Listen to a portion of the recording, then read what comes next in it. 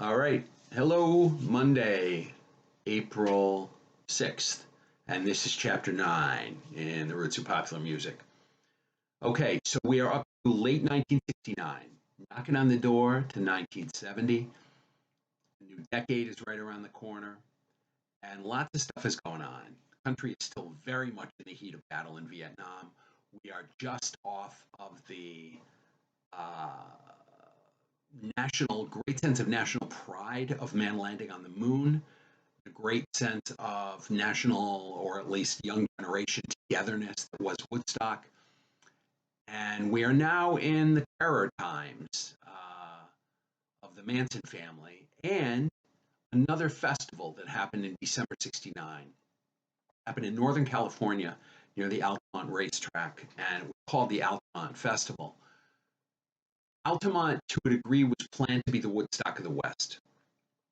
And on paper, there's no reason it shouldn't have worked. It was going to be relatively similar. They even ran into some of the same issues trying to set it up. They had to make a location change at the last minute, but some of the decisions were not good, and just the luck of the draw, it didn't work out. Woodstock was an exception to the rule. It was not a rule, or it was not a situation that people should have treated as a rule. But I think what happened was the organizers at Altamont said, hey, they can do it in Woodstock, we can do it here. Didn't work that way. First mistake, well, maybe not the first one, but a big mistake was when it came to security, the organizers of Altamont hired the Hells Angels motorcycle gang. And rather than actually cutting them a check, they paid them with $500 worth of beer. So when you have a motorcycle gang that is known for sort of gang mentality, which can include violent, aggressive behavior, mix that with a position of power, control. You know, you're the security, so you get to say, hey, you stop, hey, you know, leave, whatever. So you mix those things together. Oh, and by the way, throw in a whole lot of beer.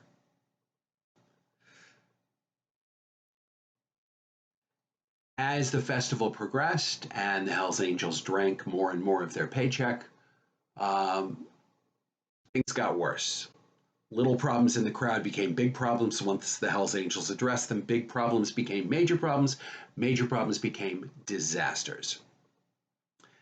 Now, case in point, a young man named Meredith Hunter, who Meredith's usually a name we don't associate with males, but young man named Meredith Hunter uh, was in the crowd, an African American man who was there with a white girlfriend. I bring that up just because historically, I don't know that that played a role in what was about to happen. In fact, I don't think so, but there it is. So let's tell the whole story. Meredith Hunter was 18, I believe. He was there in the crowd enjoying the show, but apparently he had dropped acid, and as a result was being spoken to by the universe. Someone in the universe apparently told Mr. Hunter that it would be in the best interest of everyone if he would go on stage and kill Mick Jagger, the lead singer of the Rolling Stones. And the Rolling Stones just happened to be on stage. And the way that the Altamont Festival, it was an outdoor festival, the way it was set up was that it was done on a hill that came down toward the stage, and the stage was low rising.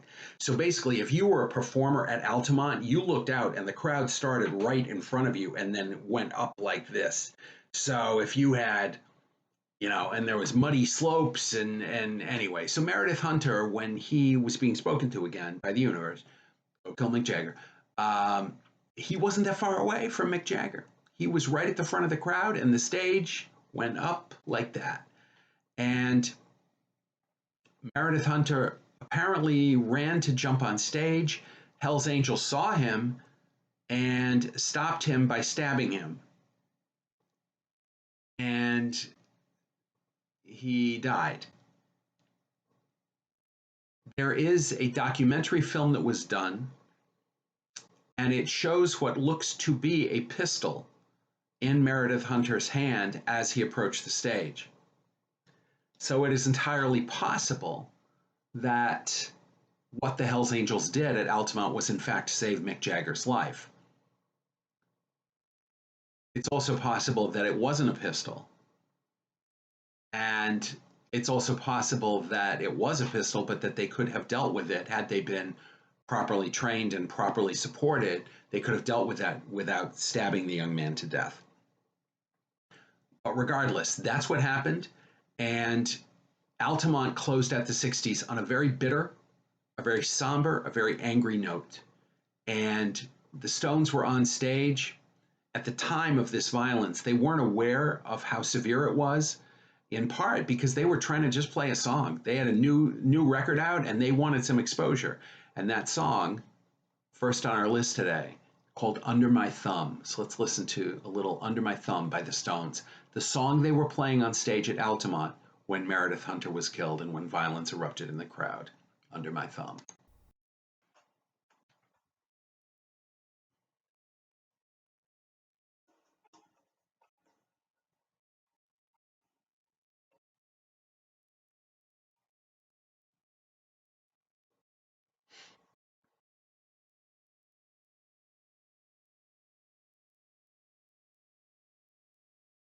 Under My Thumb. Hope you listen to it on Spotify. It's definitely on the rhythm and blues side of the Stones catalog. Good tune. All right, 1970. As we cross into the new decade, the 70s. 1970 was the year of the breakup. Not entirely sure what happened. There was something in the universe. Maybe the same thing that was speaking to Meredith Hunter was speaking to some rock and roll bands because three of the biggest bands in the business split up or changed personnel, lost their lead singer in 1970. You can't say why exactly because what was reported in the press or what was spoken of out loud was only, part of the story. In all three instances, from anything we know now, clearly issues had been building between performers for a long, long time over lots and lots of issues. But the bottom line is 1970 came along and the biggest act of the 60s, the Beatles, split up. The biggest duo of the 60s, Simon and Garfunkel, separated, each to a solo career. And Diana Ross and the Supremes became Diana Ross and the Supremes, meaning Diana Ross went for a solo career and the Supremes continued releasing music, but under the name The Supremes with a new lead singer. Beatles, Simon and Garfunkel, The Supremes all split up or went through major personnel shifts in 1970. One of the last records the Beatles released as the Beatles during that time was a classic song. They had 20 number one records in their career. The last one was called The Long and Winding Road, but the one right before it is one of the best remembered and most loved Beatles songs called Let It Be.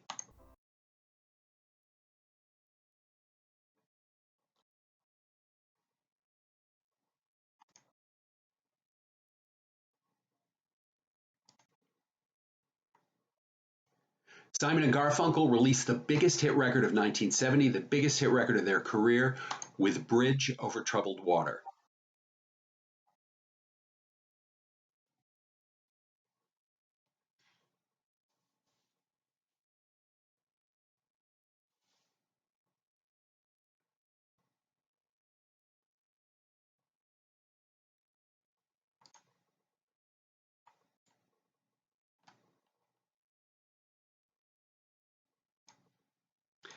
Beautiful song. And Someday We'll Be Together was the last number one record, the last of the 12 number one records by the Supremes during the 60s. And it was released late in 69. Someday We'll Be Together is actually important for a few reasons.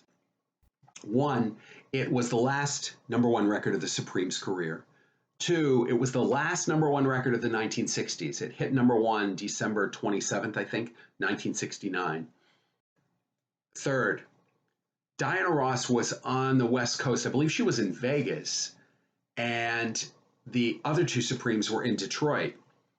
And it was decided that they needed to record this record and record it quickly to get it out. And Diana Ross actually wound up going into the studio and recording this record with studio musicians. So the other Supremes were not even included in the actual recording of Someday We'll Be Together. It was released as a Diana Ross and the Supremes record, but it was really Diana Ross and some folks that were in the studio. So, yeah, I guess if there was any, sort of hope that the Supremes would get back together, that wasn't a good sign. Someday We'll Be Together. Great, great, great record by Diana Ross and not the Supremes, but the Supremes, but not the Supremes.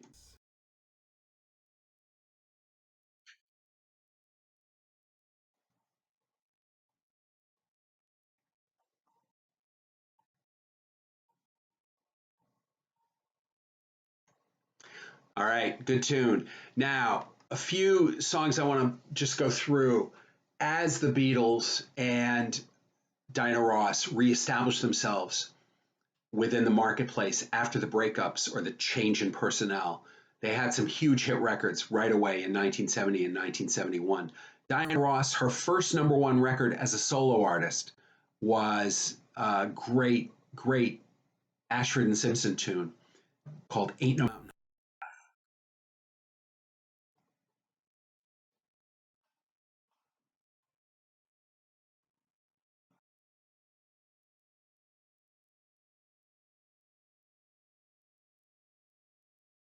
A lot of people think that's a Supreme song when they hear it today, but that was Diana Ross's first number one solo hit in 1970. Paul McCartney released his first solo hit called Another Day.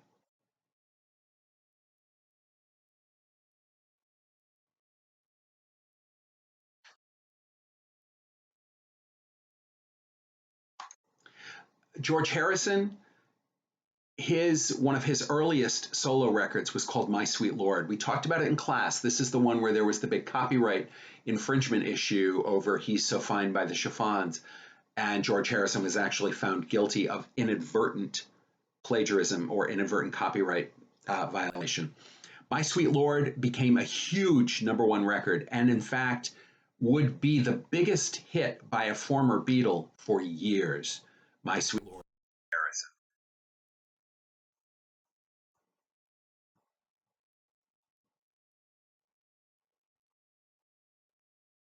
Now, Ringo Starr's career as a solo artist took a little bit longer to get off the ground, but he did have some big hits as a solo artist. I could have played it "Don't Come Easy," which is a great tune from 1971. I should play it, but John Lennon, his solo career or his career with Yoko Ono, his wife at the time, "Instant Karma," "We All Shine On," an amazing anthem of the time.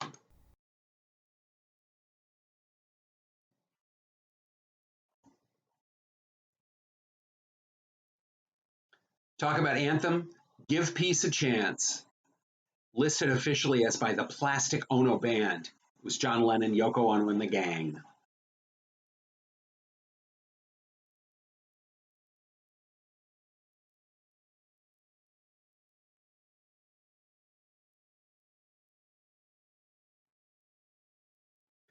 Give Peace a Chance. Widely listed as the favorite or the most popular single record by a former Beatle.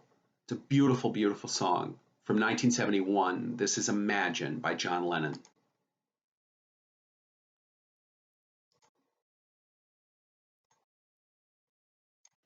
All right, that closes things out for now. I'll see you on recording number two. See you on the other side, I guess I'm saying.